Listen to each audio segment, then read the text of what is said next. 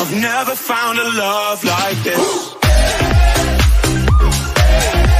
it is. I've never found a love like this. Hello, everybody. Welcome back to E20 Zone TV Premier League recap. Joined all the way from the US of A. He's back in the US shores. My man Lucas, and far right is Mitchell. Hopefully, his mum don't walk in on this stream like he did last time. I totally forgot about that. You're supposed to say, hopefully she does. Well, let's hope she don't. Let's hope she don't. Lucas, how's it feel to be back on US soil? Oh, feels good. Lost 10 pounds while I was over, so happy days.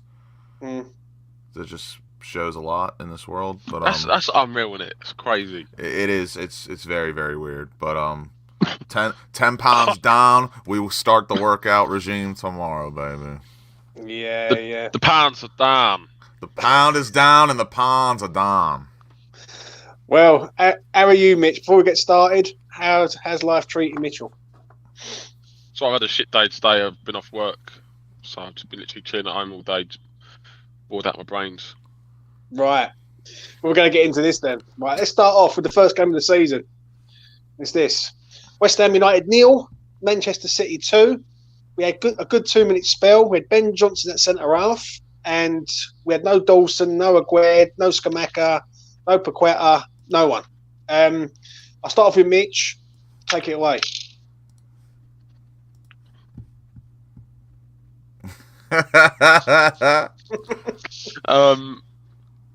Yeah, 2-0 loss. Yeah, which I was not happy with. You can go back to my play rates. I wasn't happy with it because everyone was saying, "Oh, it's only the first game of the season. It doesn't matter." But I thought the way we played in the game was very. What's the opposite word of reassuring? Unreassuring. Yeah, that's the word, isn't it? Yeah, unreassuring. So, made you nervous. Made you nervous for the season. Yeah, I watched it and I thought, this is poor. Like, we can't play like this against Nottingham Forest. And, well, obviously we'll come on to that in a minute. But, yeah, I wasn't happy with his performance. I mean, it was Man City. Hans Davies scored 2 goals. But, yeah, I thought we played shit in this game.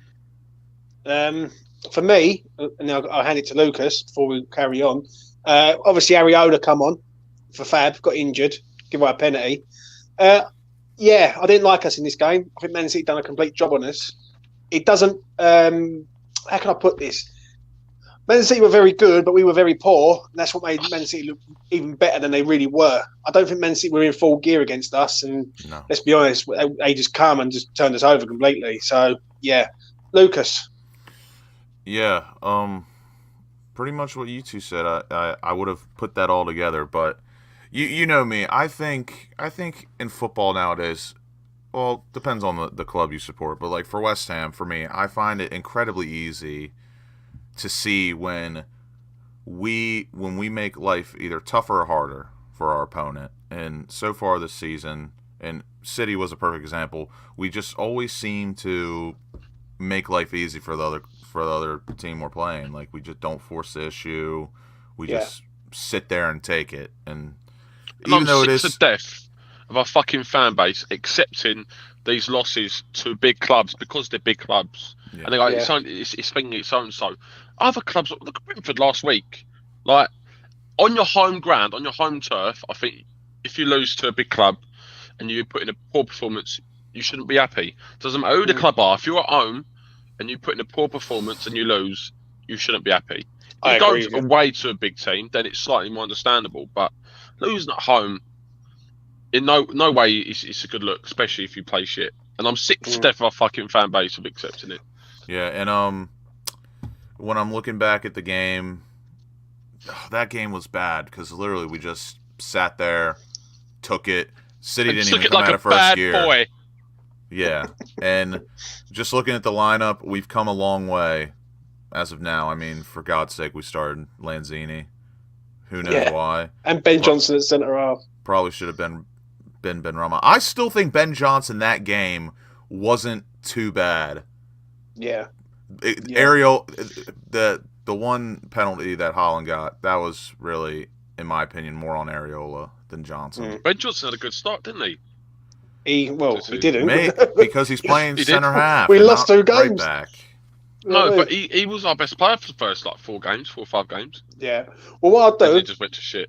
I will move on from Manchester City, and we'll go to this game. Nottingham Forest 1, West Ham United 0. Mitchell, you went there. I'll never forget the day that you went there, because you come back and you said the way they treated you in that hot conditions, couldn't even buy a bottle of water, and the way Forest treated you was terrible. I'll start off with Mitch. Take it away, mate. Yeah, people wanted to get water at half time and during the game, and they weren't allowing us to get any drinks. And one of the girls in front of us, sat a couple rows in front of us, she fainted to the heat, and it was absolutely disgusting. And one of the stewards went and got some tap water or something, put in the cup and gave it to her.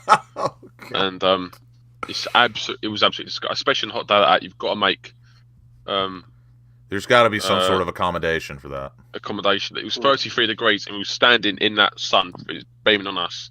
And obviously the pressure, the nerves, the intensity, it just ramped it up. It felt like it was for me, it was the hottest experience I've ever been in. Even going abroad, for me, it was ridiculous. Everyone was dripping. It was a joke. Yeah, I don't know. How hot did you say it was? 33 degrees. Okay, yeah. I was doing the math in my head. That was increased by the the whole situation as well. Anyway, the performance. We had cunts online saying, "Oh, don't worry, it was a good performance. Any other day we beat." I'm not going to name any names. Any other day we beat them 2-1 or 3-1. And I thought, fuck you fucking little cunt. Because if we don't score the goals, we can look good and we can create the chances, as has been the story all season. But fucking I was not happy with it. Keep it together, Mitch. People online after the game, I was fuming, and people online were saying it was a good performance. We'll bounce back. It's only the first 2 games. People losing their heads. I will tell you. Fuck off. Yeah, I will tell you the performance that was. We hit the post, we hit the crossbar, we had a penalty saved, we had chances, but I'll never forget the words that come out of Lucas's mouth when we've done the player ratings. He said we looked good in moments in that game, but as a whole game, we weren't good. Right, in my opinion. Our midfield was terrible in that game. Yeah. Don't get me wrong, the referee was terrible in all that game. And VAR as well, don't forget that. VAR was bad. Obviously, Antonio got brought down, and they give a foul the other way. And these are body checks him. Do you know what I'm saying? For me, that game, West Ham, the fans were saying, "Oh, we're not expected to go there and get anything from Forest because it's Forest's first game in 20 years back in the Premier League." That pissed me off as well. That really done me in. I thought we was unlucky in this game. I will say we had everything go against us in this game, but if you don't put the ball in the back of the net, you ain't going to win games. We weren't good enough. That's the point. We had, again, we hit the crossbar and that, but we didn't hit and target. It's all well and good hitting the crossbar and post. Well, that means your finishing is not good enough if you're hitting the crossbar and the post. Work on it. Yeah. And you cannot be saying, "Oh, it was unlucky against fucking Nottingham Forest," who are arguably one of the worst teams, if not the worst in the fucking league. And I ranted and raved about it on this day as well. Our passing was absolutely fucking horrific. Our passing this season, I think it's been the worst I've seen for quite a few years, actually. So we had, and I didn't even, obviously, sometimes you don't need to see the stats for how bad our passing was, but you just, if you were passing, in my opinion, this is just my opinion, if your team passing percentage, your accurate passes, if it is under 82%, I don't find that acceptable. I find that pretty poor. But that day, 75%. It was bad. I must admit, I do remember that game, and it was mathematically terrible. You can't string 4 passes together without giving the ball away. I know, mate. I know. Oh, we're gonna move on. Oh, and that was the birth of the XG crisis. Right, I'm going to get to this because this game is the one that really grinded me into the ground. Right, absolute grinded me in the ground. I'll never forget this game. Brighton come to town. and people go say online, "Oh, but we never beat Brighton." Like Brighton are some sort of like Real Madrid or like Barcelona. Everyone loves making excuses in the fan base. Excuses galore, City, mate. I agree. Man City, it was because they're the best side in the league, so forget that. Yeah. Nottingham Forest have just been promoted, so they're going to play well nonetheless. Brighton, because it's our bogey team, people just love it. They fucking love it. Yeah. But those are the same people that think we can hire Pochettino and Tuchel. They make those excuses. I don't know. I look at it like it's Mitch. You went to this game. Give me your assessment of this game. What you can remember. For me, it was. We weren't good enough. We were really shit. We were terrible. I watched this game from start to finish. We got completely outplayed. Potter was in charge, and just dominated from start to finish. Kehrer makes a silly foul. They weren't ridiculously good, Brian, but they were just the better side. They were comfortable. They set up well. From what I can remember, obviously Kehrer gave away silly foul. Yeah, I remember I was just not being good enough. Fornals probably played shit in that game. Yeah, I don't remember too much aside from that, to be honest. It was shit. Oh, that is thank you, Rich. That is true. I've been faceless for some time now. Lucas, what did you make of Brighton? I mean, again, it was another lackluster. It was another lackluster performance against Brighton, who we haven't been since they've come up. But this time was a bit weird because they've never. So when we go in against Brighton, we all know basically it's gonna feel like a cage match, really. But this time, they just look so fluid, just so seamless, and they just absolutely done us. And again, I don't have just like they were doing the Miyagi Do just like kata.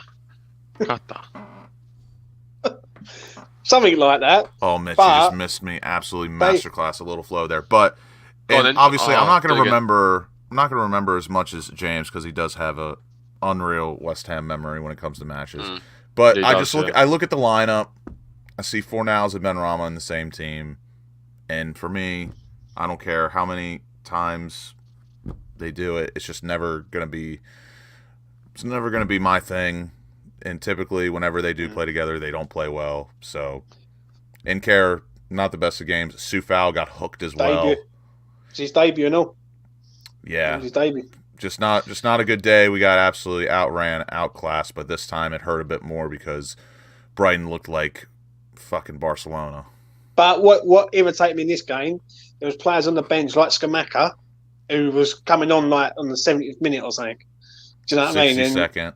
62nd minute. 62nd, Cornet 75th, Lanzini 75th, Ben Johnson 75th. Well, Lanzini coming on. That says it all. We're going to move on, though, to this one. This is the first win of the season for us. Mitch, you was there, right? Me and Lucas had a big debate with Affers. I'll never forget it because we was at it for about half hour, 40 minutes on a live stream saying about it. All right, what I thought was we got away with this one. This was a smash and grab. We was poor in the first half, didn't have a shot in the first half. Second half, we come out. We had a little go, but nothing major. We fluke a goal, and then we see out the 1-0 win. Give me your assessment of that day at Villa Park for you. I mean, the first half, I think, was probably the worst we played in the first half of the season, just about. I could not believe what I was watching. I actually thought Villa, in terms of the whole game, people wouldn't say we were lucky this season. Go fuck yourselves, because this game we did not deserve to win. It deserved to be a draw, if not a Villa win. I thought they had much more bigger chances than us. Yeah. But I think one chance in the game, and that was it. No big chances recorded by either team. And even though we won, the limbs weren't that good because we kind of knew we didn't deserve it. And it wasn't, and it was a jammy goal. It was just a shitty jammy goal. They had 0-0 written all over that game. Yeah, it probably should have been a 0-0 game. Or even 1-0 Villa. I thought they had better chances. We got away with it. And I came away from it thinking, we needed the points, which is good. But fucking hell, that was fucking dross, that was, wasn't it? Yeah, I agree. You know, and it's a bad way to... That's how you know we played shit. When you go to an away side and you win, and you still don't feel satisfied with it. That's how you know it wasn't good. Lucas, me and you discussed it. Faults? I'm sorry. I wanted to make sure I wasn't going insane, but I'm not liking the trend that I'm seeing with all these games. It's a bit disgusting, but I'm gonna say or mention what I did last time. The team's passing percentage. It's fucking horrendous. This match 79%. Villa 84. But okay, besides that, it was the Nottingham match and then this match where like people I feel like they just created an imaginary image in their head of how we played. Yeah. And what they see. And again, I respect everyone's opinion, but like this match right here was when I had a feeling that like something could be going wrong. And not like managerial players, just like the way we're playing, like, because that match that should not have happened, and it set a trend for the rest of the season where we play well one half, we start shit. But this match in general, it was shit until this, in my opinion. Was it like 70th minute or something? Not even that. Even when we scored the goal, we weren't that well. It was like the it was the 75th, close to 80th minute is when we started really ramping it up. But then what it is, we fluked the goal, and then we're defending for our lives at the end. Literally defending. I mean, I'll never forget it. Like, I think Antonio was playing, Oscar Maka was playing. They was like throwing their body about, just trying to stop the ball from going in the back of the net. It was poor. Just, again, it started a trend where we shit the bed the first half. Yeah. Do well the second half, but this really wasn't one of those. People think we had a fantastic second half. Nah. But I don't know how. Literally, to me, the last 15 minutes, it literally was after Fornals' goal when I thought we looked decent. Yeah, I agree. But it was not a good day. 80% or 79% passing percentage. Like I said, boys, when we go down, it's a trend. It's a trend. Yeah. It is. We will move on to this game. West Ham 1, Spurs 1. Now, you went there, Mitch, watched this game. I remember this game clear as day. First half, we looked like we was waiting for Spurs to do something before we sort of countered it. Spurs scored for an own goal.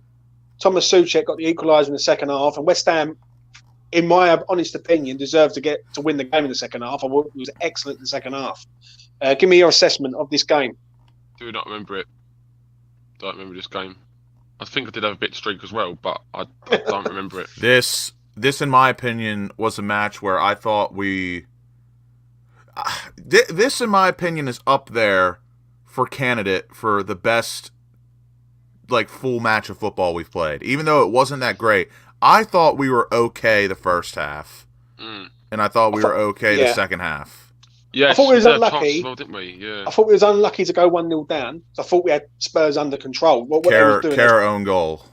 Yeah, what they was trying to do, they was trying to hit balls over the top, and Kerr was dealing with that because of his pace.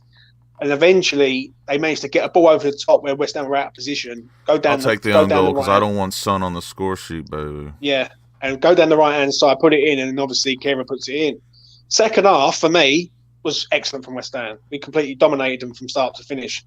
And Souček scoring was a good goal, but don't forget the Jared Bowen miss. That goal was absolutely fantastic. Antonio's touch pass to Souček with the rifling finish of the ball. And don't forget when Bowen in the 90th minute, ball comes in. If he gets, God. A yard out, 2 yards out. It was him and Souček. Yeah, the pair of them. I don't know if it was Souček, but there was two people there. Yeah. Again, in my opinion, candidate for best all-around performance. And even that, it wasn't that great. We just put together two okay halves of football. Right. We will move on to this one. Now, we're going to remember this one. VAR and everything. Right. And again, hey, you want to know why Tottenham was like okay? 83% passing percentage. We see a trend, boys. I'm telling you, the trend is coming, and you're going to be disgusted. You're going to... Yuck. Chelsea 2, West Ham United 1. 75% passing percentage. Get out of here. That's it, mate. That's it, 100%. Right, I'm going to start off with this one, because I remember this one clear as day. First half, we didn't do nothing. We contained Chelsea, and Chelsea didn't do a lot either first half. Second half, we come out, we score. Paqueta debut as well. Right. And I thought 90% of the fan base was happy with his performance, and I still wasn't happy with it. I still thought we're not at the standard that we should be setting, and people still don't know we're playing well. Right, let me finish. Right, Antonio scored, then Ben Chilwell scores from a Fabianski error. He comes out. Shit goal. Now that was jammy. Shit goal. And then Chelsea scored through Kai Havertz to go 2-1 up. Then we had the VAR decision. Don't forget, Cornet did it the post from a Ben Rama cross. Mate, I don't remember our goal. What was our goal? Antonio. That goal was Antonio from about 3 yards out, tapping. And that basically was it. Now, I'm going to start off with the performance, then we'll get to the VAR. For me, I felt for 75 minutes of that game, West Ham had Chelsea under control, massively. I thought Chelsea didn't do hardly anything. I thought we was good. We scored, and one mistake from Fab changed the whole dynamic of that game. The second goal's poor. Why is a Bonner on the pitch? Which I don't understand. A Bonner's there. If you get the lineup up, we sub on a Bonner to try and see the game out, and we go defensive at 1-1, which didn't make a lot of sense to me when Chelsea hadn't done a lot. So, Mitch, give me your assessment of that game. You went there. We subbed on Ogbonna for Lucas Paqueta. Yeah, which is terrible. You went there that day. Yeah, I still wasn't happy with our performance. I thought going forward, our passing was shit. We were so careless in possession. We had a really good shape. I will admit, we had a really good shape that game. We absorbed all the Chelsea's pressure very well. But again, it was I just thought when we went forward, we were just so wasteful. And we just tried to hit them on the counter, a bit like the old West Ham. And we were trying to do passes which would only come off 1 in 5 times, and it just wasn't the right option. I don't think this fucking thing. I don't think we deserved to win the game. A lot of people said we did. We didn't deserve to lose the game, but we didn't deserve to win the game either. I agree. I think enough to draw. It should have been a draw. Yeah, I think it should have been a draw. Yeah, I mean, obviously the VAR decision was terrible, but I actually think probably this is one of our better performances. Does the VAR decision though paper over the cracks of it? Because if we would have got a point there, people would have said, "Oh, it's a great point." I think that would have been a great point, personally. Because it should have been. Because, like Mitch said, the shape that day, even though we all hate when we see it, but the shape was great. We defended beautifully, but again, 75% pass accuracy as a team, not good. Chelsea 87%, which is unbelievable. And I know that people are probably going to be like, well, they had possession the whole time, they're just passing back and forth. Well, when you pass the ball more and you see more touches, the quality's only going to improve. Yeah. Because your sample size gets larger. But it's just that match, it was a shame. I thought we definitely deserved a well-earned point, but then obviously corruption at its finest. The limbs were great. And Paqueta debut as well. The limbs for the corner goal was great. Alfie didn't celebrate that much because he thought it was going to be chalked off, which it was. Is that one of the worst VAR? Is that the worst VAR decision ever? Because I think it is. I think it's up there being one of the worst. It's one of the worst, yeah. Everyone. There's been a few this year. Everyone, to me, it's like every other one we see is pretty horrific, but I still don't get that one, and don't get me. And you know me with my grudges, I still hate Tuchel and Mendy to this day for, especially Tuchel for the presser after, where it's just like, oh, I don't know how Mendy's feeling. I think he's a bit hurt. Oh, fuck off. Yeah. I hear you, mate. I hear you. Disgusting behavior. That game for me was a sickener because we had all the Chelsea fans on space and everything. But we'll move on. Move on to this game. This game was called off. this game was called off due to the death of the Queen. So West Ham had a week's preparation. Was our best game so far. Do you know what I mean? Yeah. It was our best game, yeah. But we move on to this game though. Everton 1, West Ham United 0. Arguably one of the poorest performances yet again this season away from home. Like for me, Neil Maupay don't do nothing for Everton any other time, but he loves scoring against us.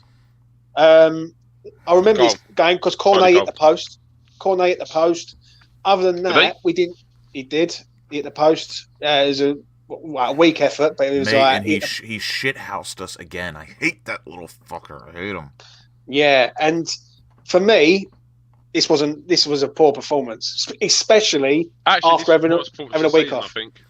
Yeah, but again, I think it's just the worst. It's up there. For the XG merchants, not a bad day at the office. But again, 80% pass accuracy as a team, not good enough. Baby. I think this was Fornals' worst game in the West Ham top as well. Yeah, I agree. Fornals in this game was a disgrace. Yeah, it was bad. It was bad this game because I remember when Paqueta and Fornals both got pulled off. They got pulled off, and Ben Rama come on and tried to do something, but it wasn't to be. You know, to be fair, that's not a bad day for most. True. Right, we had an international break, so we had a week off for that, and then we come back to change team, and this is when Lucas arrived in the UK shores. Skamaka started, and Skamaka scored. Lucas tucked into a cheeky little CGI, do you know what I mean? No, that's why he's bad. He was absolutely dirty. Right, Skamaka scored. Bowen Scott got the second. Obviously, Wolves had a 20-minute spell where they were decent at the start. After that, they didn't do nothing. Mitch, assess this game for me, please. It was a good game. It was much better. Not great. Still wasn't quite there, but I was thinking, all right, here we go. Hopefully we can build off this now. Wolves were poor. They looked much more of a threat when Adama Traore and Costa was on. I thought Cresswell was really struggling against Adama. And Costa almost scored. 2 good goals, actually. Yeah. 2 very good goals. And performance was good. It was looking more promising after this game. And unfortunately, it wasn't. And Wolves pulled an us. First half, very shit.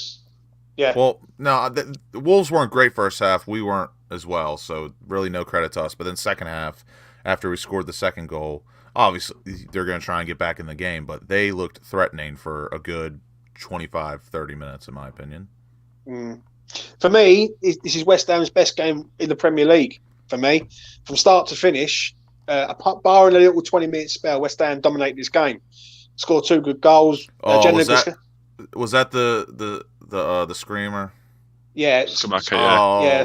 Skamaka scored a good goal, and Lucas Jared pushing Bowens over the rails. Yeah. So that was me, an absolute that's banger. the best game. That was the best game this season for West Ham. I'm going to move on to this game. Does anyone want to ask me the pass accuracy percentage? 80%. Right, let's get to this game. Now, this is the game for me that paints West Ham in a different light this season, because this 3-1 scoreline looks convincing, but it is far from convincing in my opinion. We had another game I don't remember. The XG merchants say otherwise, baby. Right, we had 3 goals where the officials helped us in all 3 goals. Right. Yes. Pereira scored first for them. Dan James hits the crossbar up 1-0. If that goes in, it's 2-0. And then Craig Dawson wins us a penalty. That penalty was deserved, in my opinion. I agree. The penalty was deserved. Second half, we come out and Gianluca Scamacca scores another goal. Handballs it, but he scores another goal. They give the decision. We get the rubber green there. And then the final goal from Mikel Antonio's like late in the day, another handball.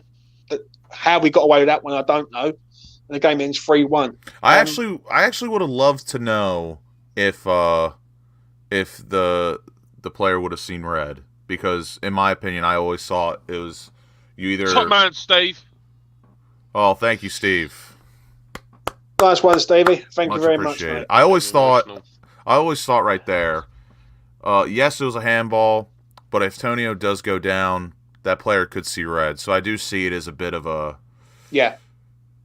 wash, but nonetheless, it was a handball. Mitch, would you remember this game quickly? A game. I still thought it was actually the better side overall. Yeah. I thought personally. Again, the 3-1 did paper over the cracks, and on another day it would be a draw. And I'll tell you what, it was a weird day because both teams passed the ball 400 times, baby. We will move on to this game. This is the game. Next game that's coming up is a game that wound me up massively, and this is where I flipped my lid. It's this one. Here we go. Southampton 1, West Ham 1. Oh no! Right? This is for me my most enjoyable game this season. Not for me, at all. Oh, first half. Lots of friendship this day for me personally. Yeah. Lots of friendship. First half, we was absolutely shocking. Right, we looked good, but we had no shot in the first half yet again, none. And then, as luck would have it, we make a change at 1-0 down in the second half. He brings Ben Rama on, and automatically the system he changes, and Declan Rice scores. And then we end up dominating for the last 30 minutes. What a fucking banger! And Skamaka went off. I wanted to shoot Moyes. I wanted to be like. Now the limbs for the Rice goal, unreal. Yeah, those were great limbs. Those best limbs so far this season. That was yeah. Me behind the chair. I was like that. He even yelled, "Money!" And the last time I went to Southampton away, when we scored, I made crazy limbs. Again, I went back because someone headlocked me. I had me in a headlock. I need to ask you this, though, the pair of yous. That wasn't a good performance by West Ham. Last 30 minutes was good, but the whole match as a whole, we were inconsistent again. I thought we were the better side, though. In the first half, no shot on target? No, not in the first half. I'm saying overall. I I think we were the better side, but again, for me, I'm gonna keep bringing it up until the end of the show. But the pass accuracy for me just tells the story. 80% as a team is not good enough. You need to be hovering around 84, 85. When you're around there, that means like that day you've been very fluid. Everything's clicking a little bit. But I agree. You got to think about it. You just have to be able to string passes together, and when you mathematically think it out, 80%, you're just not doing that.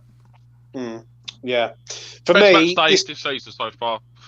Yes, I agree with what Andy says there. We had 24 attempts on goal, too many off target, but we looked good going forward, and then he'd have a tame effort, goes wide, or goes over the bar or something. He was just never on target. James, we had 25. I won't forget. We had 25 shots. I think we had 4 on target. 4, and that's not good. Yeah. Gross. That is bad, mate. That was bad. But we got a point. And we had 14 corners. Christ. Yeah. Right. I'm going to move on now to Lucas's favourite moment this year. Oh. And it's this game. Liverpool away. Lucas, take it away for Liverpool away. Please. Gross. Get it. That, in my opinion, probably the most frustrating match of the season for me. Because bar Chelsea, and it's not because they're a Pig Six or a big club. Yeah. When you actually a little bit. When a team like Liverpool is caught out of form and they're playing the way they are, I don't give a fuck if it's Anfield, fucking some desert in Arizona. I don't care where you're playing. You need to go and play the match and act like you're gonna win, or have the bollocks to put in a shift. That match, we had nothing about us. We were cowards, and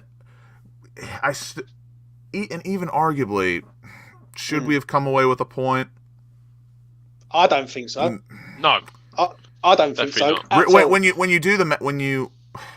you just look at it from a normal perspective, missed a penalty. Liverpool weren't great. So some people are going to say we should. Okay, I think they were the better team. in that scenario, they were the better team. In that scenario, when you just do the common, like you just look at the match, we probably should have came away with a point, but we didn't deserve it. Right. But that doesn't excuse how bad I'm going to say Liverpool this were. to you, right? And the fact we played fucking Dan, Suchek and Moyes in midfield 3 for the first time ever was a joke. And the fact that Fulham played on left wing when Ben Ramas has played there. Wait, let me get my gun out. let me say this, yeah? We started off in the game, right? We was okay, yeah? They scored. Darwin Núñez hits the post. They could have went at least 2 or 3-0 up. Put that away, you mug. Fucking get me shut down. I'm getting ready. Listen, we were poor in the first half. The penalty papers over the cracks for me all day long. Massively does, because if we scored the penalty, we're going in at half time 1-0, and we wouldn't have deserved to have gone in there at 1-0, but we would have nicked something. Second half, we come out, we had a go, but we will all remember the Souček miss, won't we, Mitch? Oh, don't make him pull it out. Mitchell, talk to me. Yeah, sorry, mate. What was Souček's miss. Well, just shows he's not a good footballer, doesn't it? I was tempted to put out then. I'll tell you what. Mate, Souček just missing that chance and taking it with his right foot was an absolute disgrace. Yeah. But people are going to look at the XG. We had a higher XG. No, we were great, baby. We were great. But and that is why the XG bollocks is just a load of bollocks. And then again for me, like I said, I'm going to keep mentioning 81% pass accuracy, not good enough. But to be fair, I do expect it. Yeah, to be fair, I do expect it a little bit when we're on the road. We're at Anfield, but still, just so, I mean, we're going to have a conclusion at the end, but I mean, so far, we can all agree, just lackluster. We basically, what has happened to us this season, I would say 90% of it is well-deserved. We haven't created our own luck at all. We've been cowardly, stagnant, disgusting. Actually, what, Mitch? Don't leave us. He's on a cliffhanger. Oh God! Carry on, Lucas. Oh no! What is he gonna do? Oh, someone call the police! Oh. But I don't know what he's gonna do, mate. But whatever he does, it just again, like everyone keeps saying, we've been unlucky, yada yada yada. As long as I've been living and what people have taught me through sports or even in life in general, you create your own luck. And this season just hasn't. I mean, even to this point, it hasn't been good enough.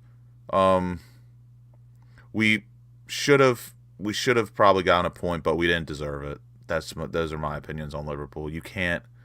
I don't know what it is with you, the English. You love going to the keeper's bottom right. You just love going there, right or left-footed. What is up with that? No idea, mate. No idea. Got no clue. But we will move on from this game. This game irritated me, but Liverpool deserved to win that game, in my opinion. And we deserved. If we would have got a point, we'd have got away with it. Moving on to this game, though. West Ham 2, Bournemouth 0. And I must say, I'm sorry to cut you off, but the best team passing percentage of the year, baby. 85 fucking percent. Bush! 85% for this game. And we were still shit. And we were... Mitch, this game, lucky again. Officials helped us again. Got a penalty. It's the second goal. We still deserve to win. Yeah, we deserve to win. Not good enough. Not good enough. Yeah, I agree. We should be rolling them over, looking comfortable. We didn't. Wasn't good enough. It wasn't good enough this one. Andy makes a great point, boys. Imagine our pass accuracy if Declan Rice was not in this team. Oh, blimey. Fuck. I don't want to think. Don't want to think about it. I don't want to think about it. Lucas, give us your quick assessment of this game, please. It was nice to see. I went at home with my good mate Mitch. And that was about it. Ben Rama had a good match as well. I vividly remember. Again, it was just another match where Ben Rama seemed to be like the only like person really creating. The only true outlet. You know and I'm not going to go based off the ratings I'm seeing because most of the time it's all lies. But yeah, it was another one of those matches where I felt like Ben Rama was really the only outlet. Did well, scored, and again, it's hard to say that. I think we did at the end deserve to win because Bournemouth they're not that great, but still it wasn't the most convincing. If that makes sense. Like, I think we deserved it, but it wasn't that convincing. Yeah, I agree, mate. I really do. I'm going to move on, though, to this game. And Gary O'Neill with the most West Ham thing ever. Not only are you an interim manager, but a cheeky yellow card at halftime. Yeah. Right, you went up to Manchester. You had a nice time in Manchester, from what I remember. All the drunk videos that I saw on the WhatsApp group. Manchester United won. West Ham United 0. Right, I'm going to assess this game quickly, and then I'm going to go to Mitch. I thought first half we were okay. We conceded a poor goal through bad defending from Cresswell, Downs, Rice, and Kehrer as a 4.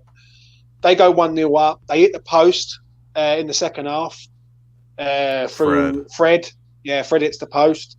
They really controlled the game, Manchester United, and we really didn't do a lot in the first half, but we was okay. Yeah.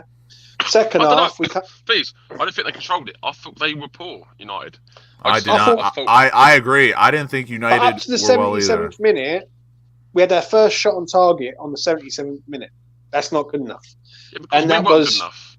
Antonio's long range effort. I did say first half they're there for the taking, so we've got to score before half time because they were looking a little bit shaky. I mean, so when we come out second half, they absorbed it. They absorbed it in the second half.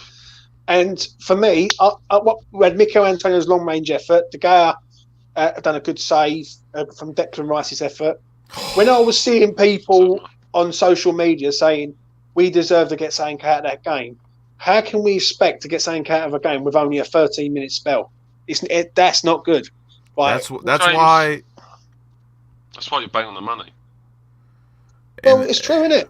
Like, and that's why when we were talking about Moyes, whenever we did a while ago, and we were like trying to think of suggestions or ideas, like that's why for me, like I don't necessarily hate the idea that he packs it in for 60 minutes. I just think how long he wants to pack it in for is an issue. Like if he packs it in for the first half, I actually don't think that's a terrible tactic, but when you decide to pack it in for 60, 70 minutes, how can you expect to just, flip the switch and go out and try to win? I think, and I'll say it till the day I die, or when Moyes gets sacked, or if he does whatever, walks away.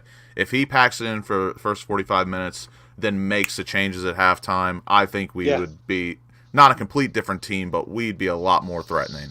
Yeah, I agree. I just thought this game... We was in the game, but in the last sort of 15 minutes, Man United set up to counter-attack us.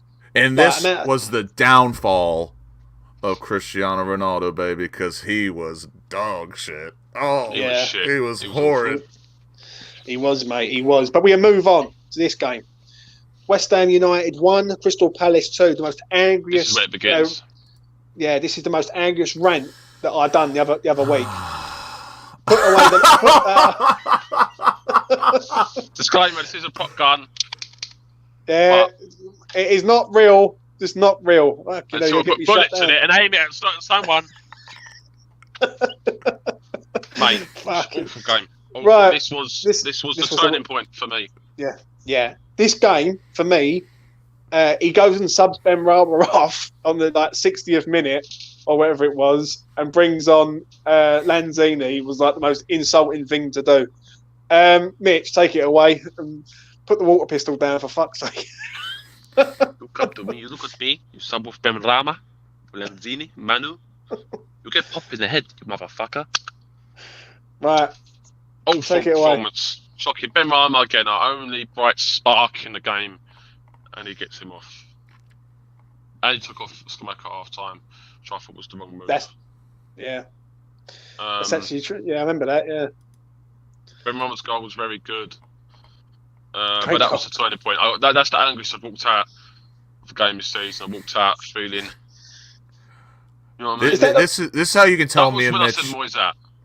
This is how you can tell me and Mitch are complete opposites, especially in the way we deal with agony and adversity. Me, when I saw Elisa's goal go in, my head just went in my hands, and I just wanted to stand there for like 5 minutes. Like I literally didn't want to look up and see Elise celebrating, or I would have been physically sick. But Mitch is the type, we're leaving now. He grabbed me. He said, we're walking now. And I'm like, mate, I can't move. I'm distraught. I'm in agony. He's like, we're going now. And we walked off, and I was just disgusted. That was probably the worst West Ham experience of my life. That right there. That was really bad. That was just...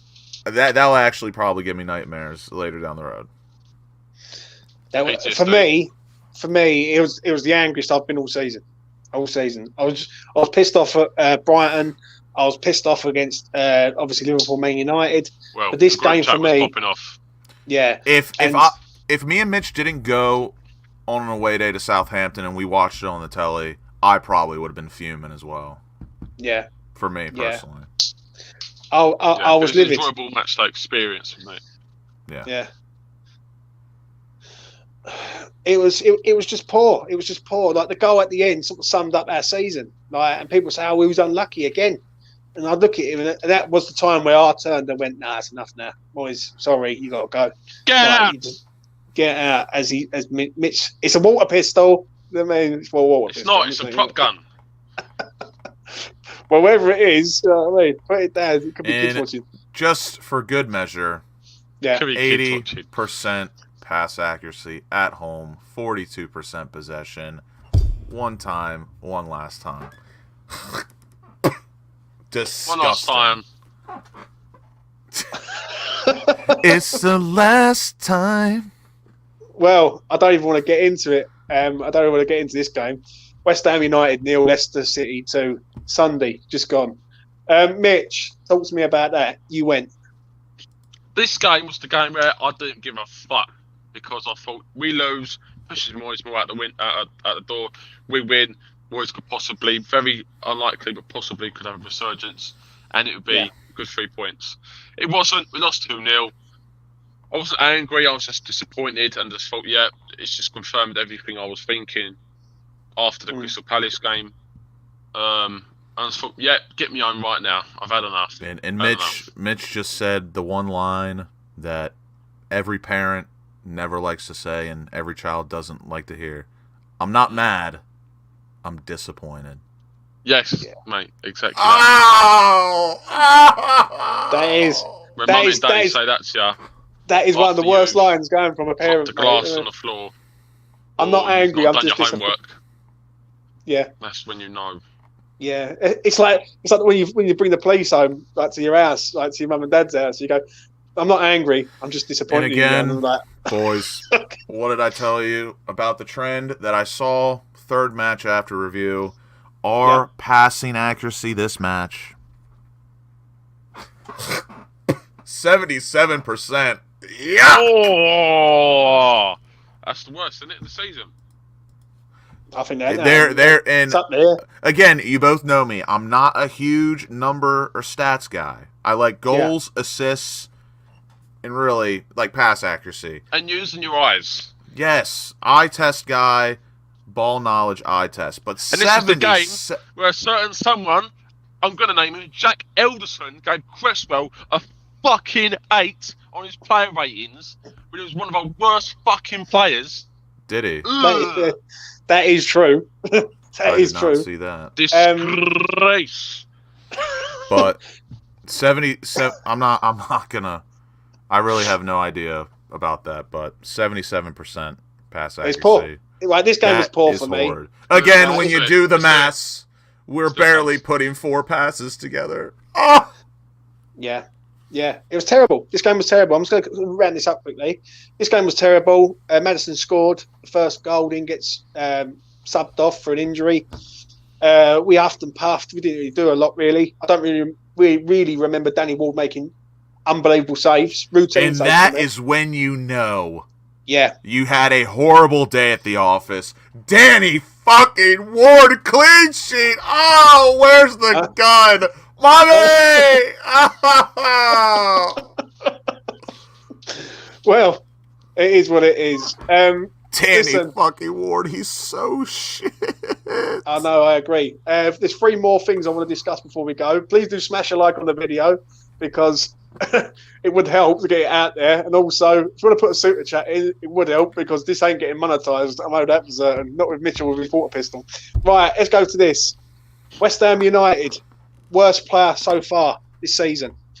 Who's the worst player so far? You're gonna have to give us like a limitation because honestly, probably about 80% of the squad has been absolutely. Give me 2 players. James, you go first. How many do you want? Just one? 2. Two. Give us 2 players so far this season that's disappointed you. For me, right, I'm gonna say I'll say first. Jared Bowen for me is number 1. That's one of the worst. Yeah. Jared Bowen last season to now is night and day. Night and day. He's been one of the worst. I'm going to also say, who else is there? I'm going to say, Skamaka hasn't been what I thought he would be. I don't say he's one of the worst. No. I wouldn't say he's one of the worst, but he hasn't been what I thought he would be. But I'm going to say Bowen and Souček for me. I have my two. One of them is not going to come as a surprise, but I think he looks like really, really bad compared to last season. I know Mitch won't agree. Yeah, for me, Jared Bowen easily one of them. Easy. Yep. And again, I'm not mad. So we're going to agree with other one. I'm not mad, but I'm disappointed in him. Right. Actually, what is his role, Epic? Put his role in the chat then. Tell me what his role is. But Rich is right. Souček for me. Don't get me wrong. Souček. Right. He's never been one of the best. But I think last season, obviously he wasn't great, but this season, for me, not to Mitch, total cliff dive for me. Total cliff dive. He is useless pretty much right now for me. Unless you want to go in a cage match and fight people with stones. So who are your 2 players then? Jared Bowen and Thomas Souček. Thomas Souček has basically run himself out of the team, in my opinion, as to last season. Even though some people had their opinions, I think there was still something there to be had. Yeah. Like he offered something, but this season he's totally run himself out the squad, in my opinion, in terms of his quality. I'm going to be honest. Another person who's up his job there. is to defensive midfield, win the ball, and pass it forward. We can't pass. He can't pass. So I'm just going to say this quickly. To be a midfielder is passing. Right. Thomas Souček is not a DM. He is an A. I'm going to say this quickly. Another player who's been one of the worst players this season is Ben Johnson for me. Oh, I was going to say, why'd you have got to ruin it for me? Okay, mate. Okay. Well, get to what your ratings for 2 players. Go. Bowen and Johnson for me. They're the 2. Yeah. Souček will probably be 3rd. For me, I think Johnson has been. Yeah. Aside from the first because Mitch, games, I think you'd agree. Even we all know you're not Souček's biggest fan, but this season compared to last season, a lot worse. Yeah, I agree. A lot worse. What, you think this season's been a lot worse? Yes, a lot worse. I don't agree with that. No? Really? I don't. I think his passing is as good. I think his passing's been as shit as it was last season. Defensively, I think he's been as good. I don't think he's got any worse. I think he's the same. I think he should stay the same, to be honest. He's had a few good games this season, and a few games where he's been okay. It's still not good enough. You know who could be up there as well, but actually no, I'm not even gonna say his name. Don't even say his name, mate. No, you would agree. You would agree. I was gonna say Kurt Zuma is like an honorable mention. What for the worst? No. Like he's been on a bit of a. He hasn't been as good as he was last season. Well, we will get to this opinion. It is this West Ham's best player so far. Can we just let's not say Declan Rice? Two for me. No, we've got to say two. You can do two players. All right, Declan Rice. I'll go first. Go on, Mitch. Go for it. Rice and Ben Rama for me. They'd have been the two. The rest, I think they're the only two players where I think they can look at themselves in the mirror and go, I've done a good job this season. The rest have not been good enough. Fabianski's made lots of little mistakes this season. I've got to disagree with you on that because Fabianski was up there for me. I think Fabianski's kept us in games. Oh, mate. What? I think he's kept us in games, mate. Great saves this season. Southampton. For me. Southampton away. They had 6 shots in the first half. He kept us in that game. Ched Evans made one decent save when he came out quick, and that was it. Right, no, he made a couple of good saves. The rest, any other keeper would have saved. Aviola would have made all those saves as well. He saved the penalty the other day to keep us in the game. Even though we were shit, he still kept us in the game. He's kept us in games this season. The only one error that I remember off the top of my head is Chelsea. Other than that, there's been more than that. United, he made some decent saves as well. Man United, he kept us in the game again. Man United, he should have saved the shot. It was right at him. The shot was right fucking at him. Man United. Yeah, but it should be. I don't know. I think Fabianski's been better than usual. Let's put it like that. For me, he's been alright. I wouldn't say good. I think Rice and Ben Rama have had a good season so far. I think, It's been average or poor. In my opinion, I think it's inevitable. It's got to be Rice and Ben Rama. It just has to be. Like anyone else. Like some people will say Cresswell, which again, you're entitled to your own opinion, but I just Cresswell to me. Yeah, everyone wants to talk about how good his performances are, but does he improve the team? Does he give this team not an outlet, but like in my opinion, he can play as well as he wants individually, but it does not help the team.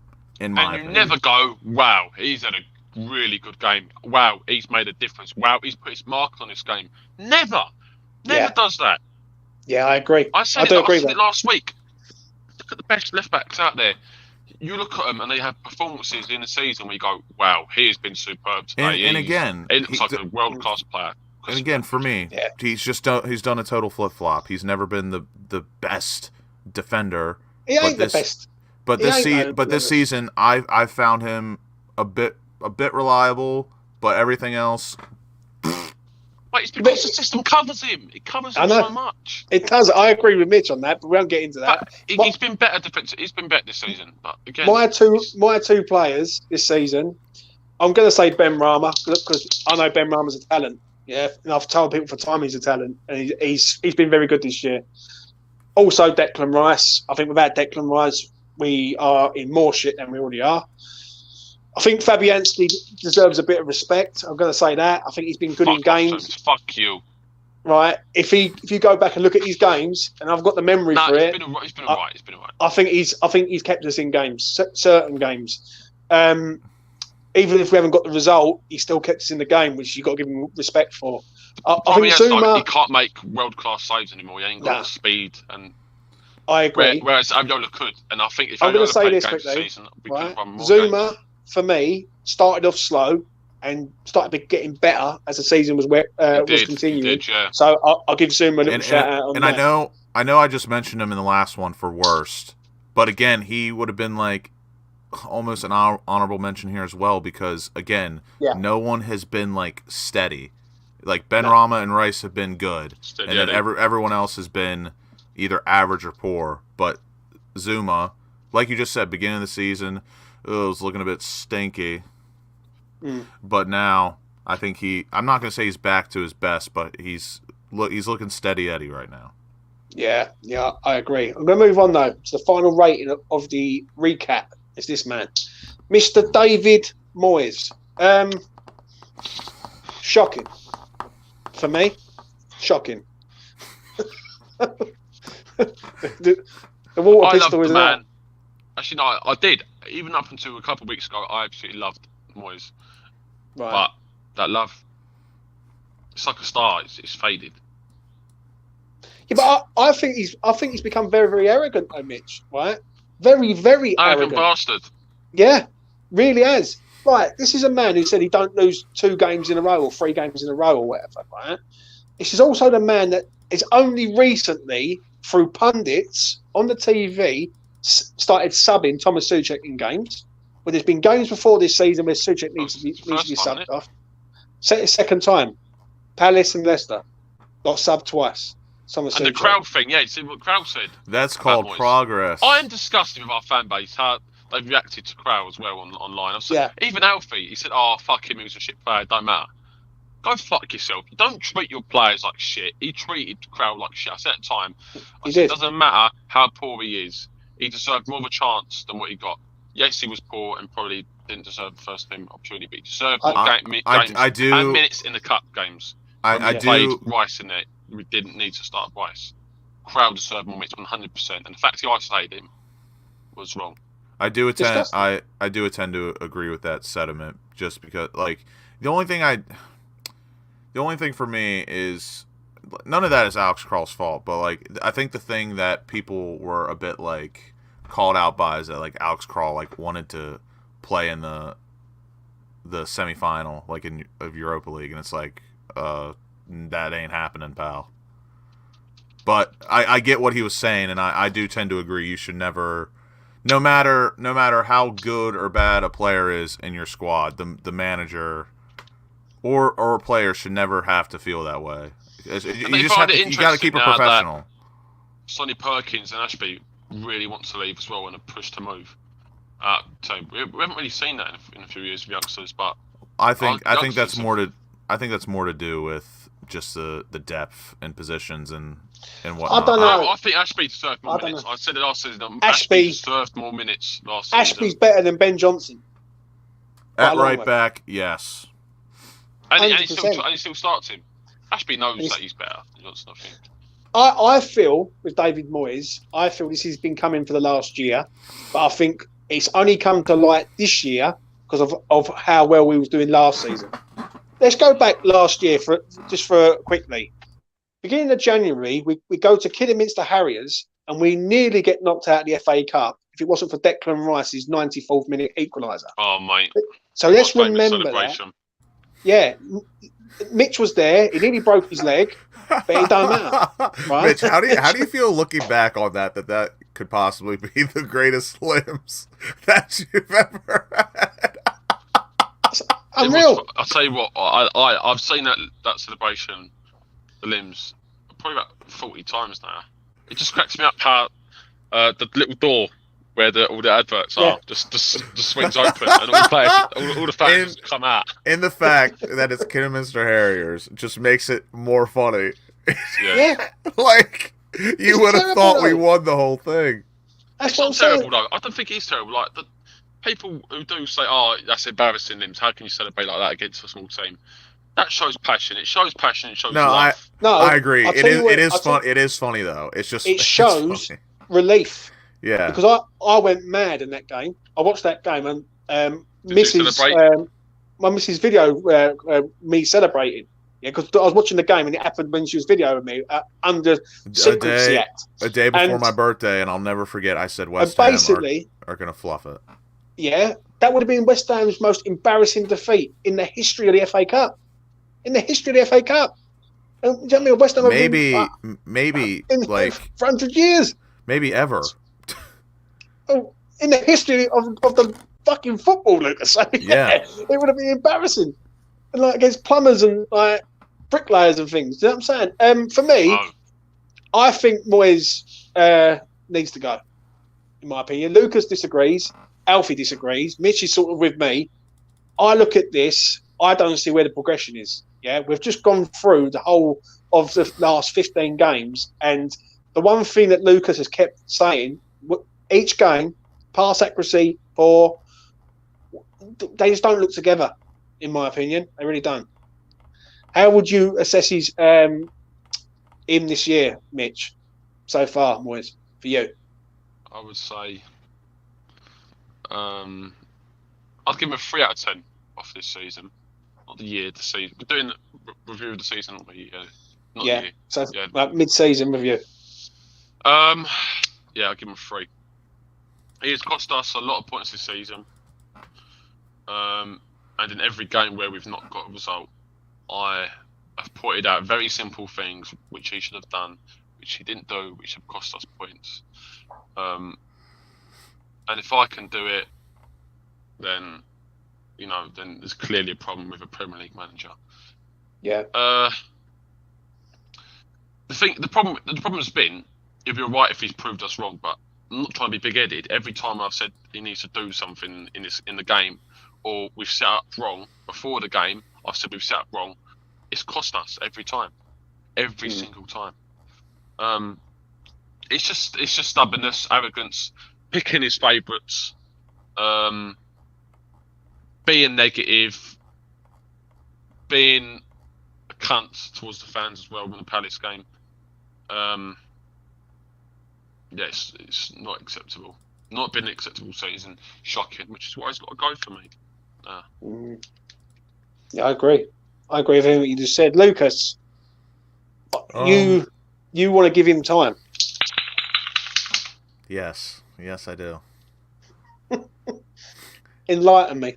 For me, I mean, again, we've talked about this so many times. It's a weird conversation because you can't really make like a valid argument against what anyone Moyes out has to say because there are lots of truths to that.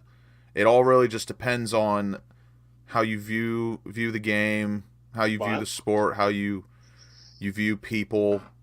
And again, it's all opinions. No one's really right or wrong. Or I would say there's a lot of right, but you can nitpick in my opinion. But for me, my rating for Moyes so far this season. And the only thing I don't really agree with what Mitch said, yes, Moyes is to a fault for some points being dropped, but our players season as well. But again, it's a two-way street for me. A lot of our players have not been good enough either. So for me, the ones that haven't been good enough, Schumacher should have started earlier games before that. I agree. No, I agree. Our system doesn't help him. We play our wingers on the fucking sidelines when they should be coming tighter to him. But Creta's played out of position. Inside forwards, Mitchell, for the technical term, if you want to get it right. Mate, exactly. I get what you're saying, did as well, but at the same time, just because you're played out of position, you're not in your favorite position, sometimes you still have to go out and give your all. And there's been a lot of matches this season where there's been players that haven't really given a shit. 100%. They haven't played their hardest. And so we've for me, criticised them though, Lucas. Huh? And we've criticised them for it. Yeah, I know. But all I'm saying, Yeah.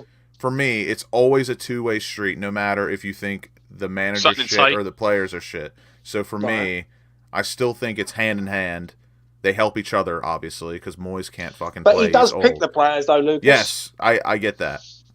And he has picked players like Jared Bowen this season, who's been shocking. And even before Cornell got injured. To a point, he's had to play him because Cornet got injured. Cornet did not not really... He played 8 poor games in a row. In all competitions. Still, Cornet to me didn't really make himself evident to start. Like, he didn't stamp that but for me. He deserved it, though. He deserved it for me. No, he didn't deserve it. I will disagree with you. Bowen deserves to be dropped. Yeah. But Cornet doesn't deserve to be started. Would you... How do you... Because, like, for me, I'll give my rating. It's a weird one, Mitch. But for me... I'll give my rating for Moyes. I'm giving David Moyes a 4 out of 10. Oh, mate, I can't. I'm giving him a 3. I agree with what Mitchell said, 100%. What's wrong with a 4? A 4, you're being kind, mate. Like, we've won 4 games this season, right, in the Premier League, and 2 of them were lucky by the officials. So, do you know what I mean? Technically, we've only won 1 game, really, where we deserve to win. Other than that, we've been shy. Right, for me... It's been used wrong. It's been used wrong. Right? Fuck's Let sake. let me finish my point. Right, let me land. Right. For me, I look at Moyes. I think Moyes is slowly starting to lose it a little bit. Like the criticism of the fans the other week was embarrassing. Oh yeah, He's criticising, he's criticised the fans. Yeah. The other day in the interview after the Leicester game, saying that we deserve to win the game. We deserve to win the game against Leicester at home. That makes no sense to me at all. That was shocking. Right? His interviews are lackluster. He didn't come out for the interview against Blackburn at home when we lost the game in the cup. So I don't understand why people are so against getting rid of Moyes. The only thing I think personally on this, and I want both of you to see if you agree or not, is people have got a sentimental value towards David Moyes because of what he's done in 2 years. And they feel like they owe him something. But this exactly. is West Ham Football Club. Yeah, if you want the best, this is not Moyes FC. And it's got to that point now where we've given him a whole year, we've given him a good budget. It's literally been 12 months since he's producing these unacceptable performances. We've given him a budget halfway through. He still hasn't turned it around. This is the perfect time to sack him for the World Cup. I don't understand why people want to give him time. Because I don't get why people saying he comes back, you give him another 3 games and then decide. But you make it then a lot more difficult for the next man to come in. That I do agree with to a point, I must admit. If you are going to sack him, now is the perfect time. You get in a guy that you believe in. He has the break, yada, yada, yada. That I do agree with, but everything else, I just disagree with. For me, I know the last half of last season and into now, the form has not been great, but we still got Europe. We still got to a semifinal, which we haven't seen in ages.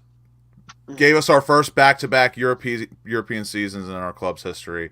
He, in my opinion, has earned the right to try and turn things around. But that is like in life in general. Like, right. In my opinion, I think, and I'm not saying you guys in general because you're looking at it from a footballing perspective, but I just feel like in general, right.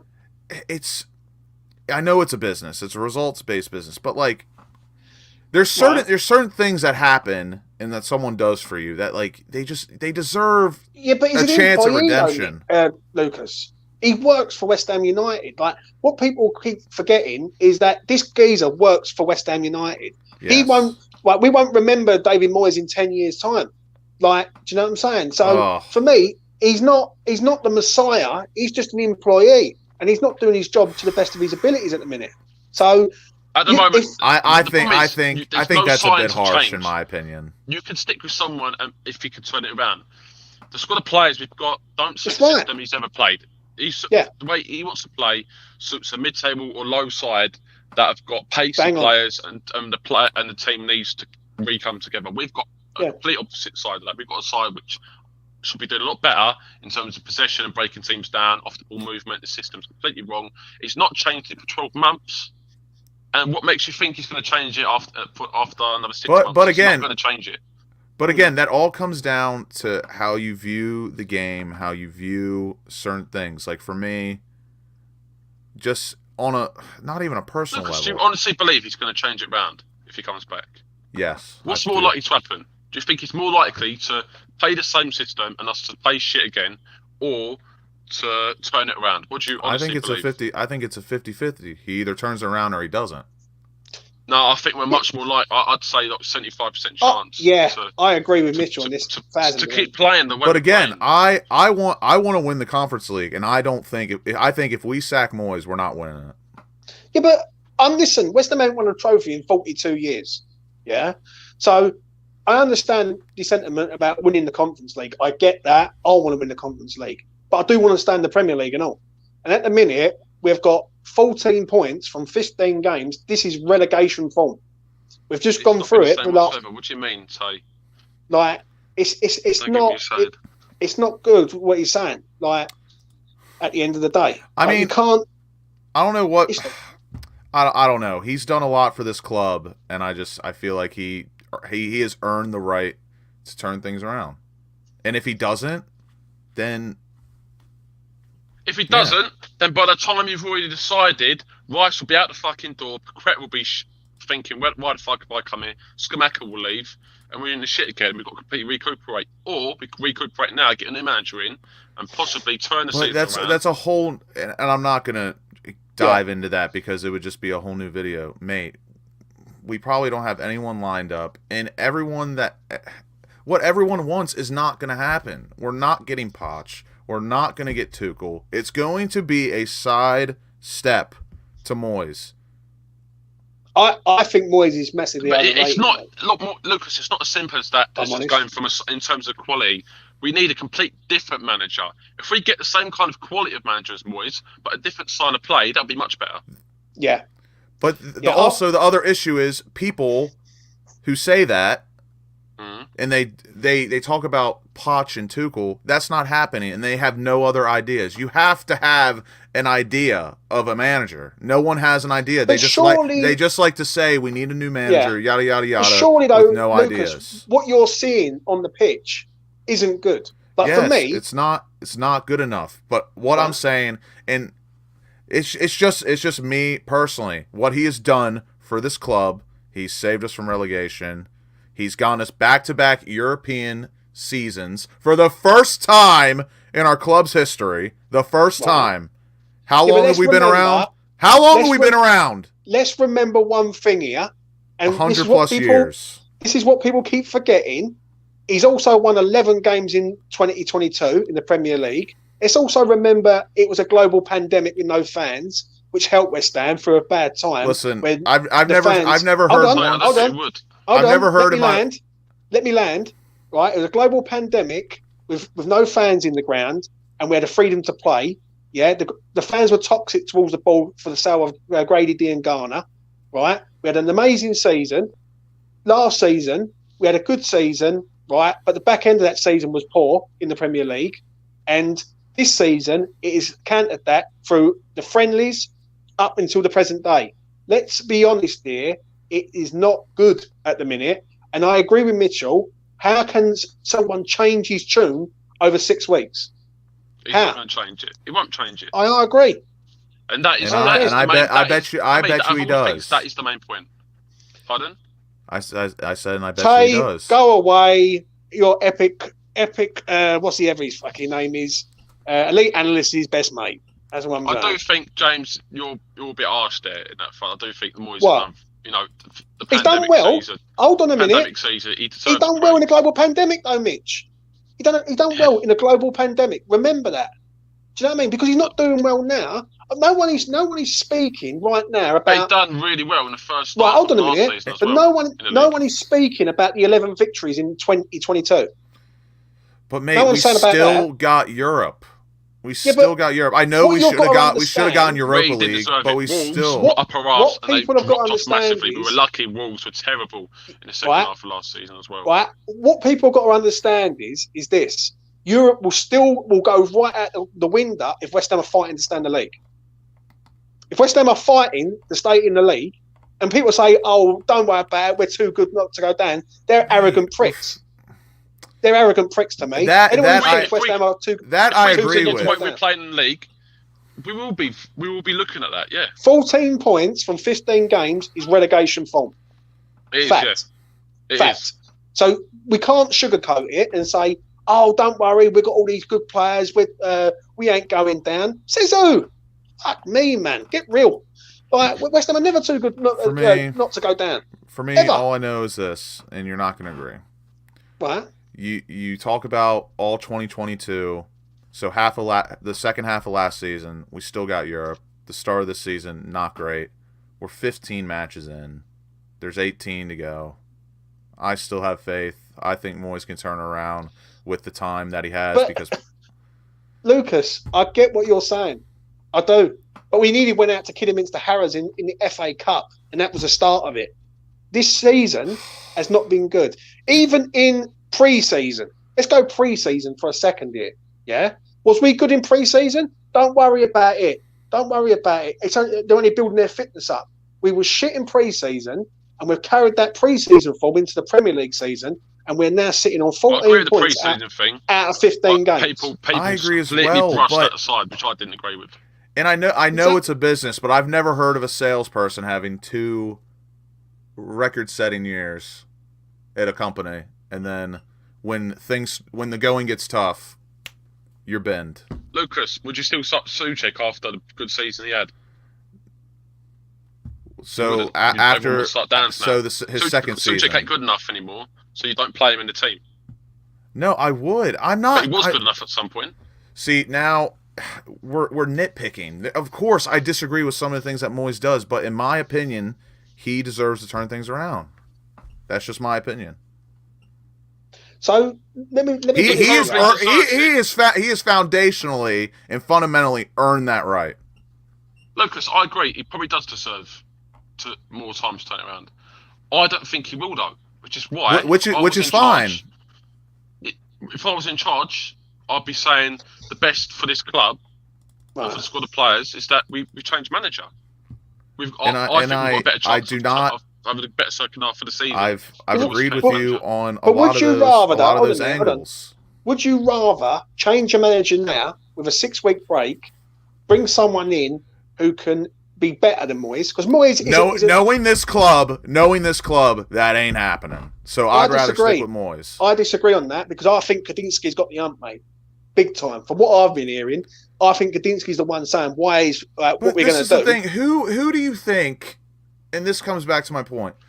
Who is going to come into this club and take us in a positive step? But you can't say that because you look at the Wolves. But you also can't say the new manager we bring in is going to be better because we don't know that. He will be better than Moyes. I think no. See that right there. He's never done cancels out football though in previous clubs. When he has tried at Man United, he couldn't. You can't tell me that Moyes won't turn around, but then tell me whatever new manager we bring in, he's going to be better. I don't agree with that. Well, if we bring in, just for argument's sake, we bring in the Sporting Lisbon manager, he's going to be better than Moyes. Or the Celtic one. Celtic manager or Pochettino. It doesn't necessarily have to be a better manager. People keep I saying, think it's more sentimental. It doesn't have to be a better manager. It's just a manager that will change our style of play. Right, but I feel it's more sentimental to a lot of the fan base because of what he's done in 2 years. Because a lot of these fans, these younger fans, have never seen West Ham so good. Those are just the odds. That's the reason why. You're telling me, basically, you're guaranteeing the next manager we bring in if we sack Moyes is going to be better. That's not. No. The odds are against that, in my opinion. I disagree. I think if you go and get a different style of manager, someone who if you trust the board to bring in someone better than Moyes, the way we're playing at the moment with this team, you can't get any worse, Lucas. You can, and we've seen it. I don't think so. With this squad, I don't think you can. People were excited for Pellegrini. Look how that turned out. Fully fit squad for Leicester home, and we lost 2-0. I keep hearing that. I keep hearing about Pellegrini, but that's when people say about Haller and say, "Oh, you don't go out and buy an expensive striker because the same thing happened with Haller." Right, which I don't agree with personally. Right now, I'm not going to be rude nothing, but Scamacca and Paqueta ain't shit players. It's funny how they all of a sudden come to West Ham and they become crap. Haller wasn't a shit player when he was at Ajax banging in goals in the Champions League. Like, whether you like him or not, he was still banging in goals in the Champions League against really, really good defences. So, for me, you've got to look at it and go at the manager and say, right, why is he not getting the best out of these players? Like, it's not good. It's not good. Yeah, I agree. And people think that we're going to win the Conference League. Now, how does he's ruining players. He's ruining Scamacca. He's ruining Paqueta. I agree. I think it's poor. That's what I think. I think it's poor. Do you know what I'm saying? And yes, Paqueta and Scamacca should be doing better than what they've been doing, but the system is the complete opposite to what they used to playing. Yeah. Yeah. And he's never played a possession-based football in his entire career. So, and he's not going to be able to do it. But yet we're expecting all these certain things. It's just weird how that works. What do you mean, though, Lucas? Like don't you think? Obviously, I didn't want or predict that we'd start this bad. But if we're if we're going to a whole new style of football, how do we expect to hit the ground running? Especially when we bring Paqueta late into the window. He's realistically barely played. Agaird's been hurt all season. I get that, but how do you expect Moyes to change after the 6-week break? You're prepared to say about getting a new manager in and say, oh, how are we going to change? Because time. Paqueta still needs time. No, I don't want. Listen, if I want time, I'll buy a Rolex watch, mate. Yeah, and I will look at that and go, "There's me Rolex watch. What's the time, Mr. Wolf?" Well, clearly, Right, because boys, you I don't think have we're not time. going to get there. We're not going to get there. We're not going to agree. I think we should Yeah. agree to disagree and let what will be Yeah. will be. It will. What will be will be. But time is part of life. If you don't like time, there's certain Time's part. options. Fourth dimension, time baby. after time. If you're Well- lost and you love, and you will find it. Like, but Moyes all I'm has saying got is, to go. Paqueta still needs time because I know Paqueta can be 10 times the player he is right now. I'm already impressed that he's played well, just And that is literally down to jumping into the Moyes. squad. Huh? That is on Moyes. A lot of Mate. it's on Moyes. I get. You think I'm disagreeing with you? I'm not. And me personally, I just have the belief in humankind and humanity that with time, with dedicated time, by the way, not training sessions, dedicated time off. How long do we have off? 6 weeks, and then how long is the winter break? It's not tweaks. It's a whole massive change that needs to happen. Yeah. But answer my question: how long's our break after the World 6 Cup? weeks. 6 weeks. But after the World Cup, what's that winter break? Is it 2 weeks or one? No, it's like a week or something. It's a week. Then why do we have 2 friendlies? That's a bit weird. Well, we have 2 friendlies for all the players that are here now. Because don't forget, we're only losing 5 players. So all the other players, Is it? yeah, we only lost 5. Emerson, Skamaka, Kera, Rice, Benrahma, Paqueta. Listen. Algeria's not in the World Cup. Algeria's not in the World Cup. Italy's not in the World Cup. So you're losing 2 there straight away. I'll tell you they are. Kera, Aguerd, who's everyone? Paqueta, Declan Rice, and there's one more, Areola. Benrahma. And I'm sorry, but Benrahma's Charlie is bang on the money qualified. here. A whole massive change of manager would produce the same issue. Oh, my bad. Yeah, but that's coming from Charlie, who's technically a Moyes out person anyway. So But that makes no it sense. doesn't matter. I think that's a fair statement. You bring in a new manager, literally new philosophies, new tactics. You're right back to where we started this season when Moyes wanted to go possession. It's the same. It's the same scenario. And it could be the same shit. Or but Moyes could also still turn around. It's a 50-50 chance. It's either gonna happen or it doesn't. Problem we've got though is that Moyes is stubborn, and we know that from his record. Yeah. Now, you think that Celtic manager doesn't look stubborn, or if someone tries to cross him, he's not going to be stubborn or say something? 100% it could be. Lucas, so at least he's got a different system now to bring in. Yeah. And his system could be shit. It's a 50-50. That's okay. Moyes' generally, right that now percentage is shit. bad, mate. Moyes' Generally, system right now generally, shit. that's my only issue with the whole Moyes out, Moyes thing. I really don't care what, like, I respect your guys' opinion, obviously, but for me, I don't think people look at it as almost a guarantee. If we sack Moyes, like, good things are going to happen. I don't agree. So you don't think I've literally told you, Lucas, about 20 times now. I know that, and I've said that. Your points don't sound like it. At the end of the day, 11 wins in 2022 in the Premier League is not good enough for me. 14 points out of 15 games is not good enough. So whether you like Moyes or not, hold a minute, I'm wrapping this up. Whether you like it or not, it's not good enough. And agreed. I don't think whether you are Moyes in or you're Moyes out or you sit in the middle of it, then at points tally to the games played, we should have a lot more points with the amount of talent that we have. Anyone who says that, don't worry, West Ham ain't in no threat of going down, they need to check their life, mate. They need to stay off drugs, stay off the drink, stay away from women, and just think about their life. Because if they think West Ham are too good not to go down, then they're on drugs, mate. And stay away from the hard stuff, 100%. So, yeah, I just feel with Moyes, he's got to change this around. And if he don't, then the Moyes out brigade will be stronger than ever. And one thing you don't do before I wrap this up is you don't insult the fans either as experts. So let's just remember that. We're paying fans and we pay our money in all ways to assess West Ham. And if he don't like that, Moyes, he knows where the door is at the end of the day. Right, I'm going to wrap that up there. Please do smash a like on the video also. It goes a long way. You might not like what we've said, but you can smash a like on the video. For Lucas, if you're Moyes in, smash a like on the Yes, if you're Moyes in, smash a like for Lucas. If you're Moyes out, smash it even harder for me and James. Yeah. Well, just smash the like button. We love you all. Sorry to a couple of you, but we love you all. Yeah. Lucas, thank you very much, mate. You are the Moyes in man. Thank you very much.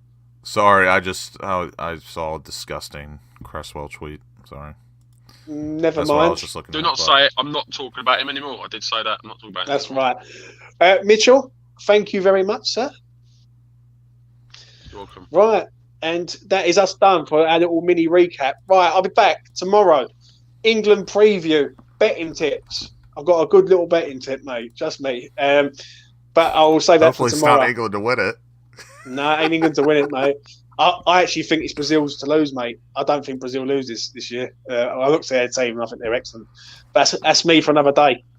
Listen, as I say, please do subscribe. Please do like the video. It goes a long way. And I'll be back tomorrow. David Moyes and the boys are away for 6 weeks and we can all rest easy now. No, you know what I'm saying? We won't. But when he gets Moyes back... needs like a Thai massage or something, just to kind of sort him out. He needs one night in Bangkok. That's what I'm saying. That'll sort him No, right he does out. not. No, he doesn't. He most certainly does. Anyway, from me to you, take care. Not with And I'll Jeffrey. see you again. Bye. There it is. I've never found a love like this.